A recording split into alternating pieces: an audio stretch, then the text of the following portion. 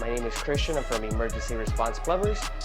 Today we had a little project going on with a sewer line that kept on having constant backups. They finally evaluated and there was a cast iron fitting that was failing.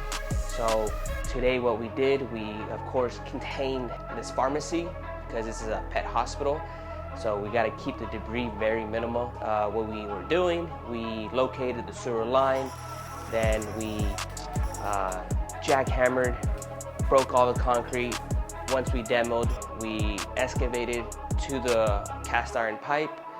We removed the old fitting. We put in new ABS pipe.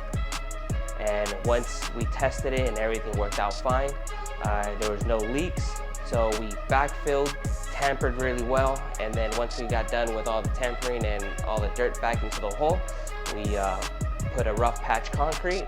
And that was the project for today, and it actually came out pretty smooth. I'm very happy the way it turned out. I hope you enjoyed the video, and see you next time.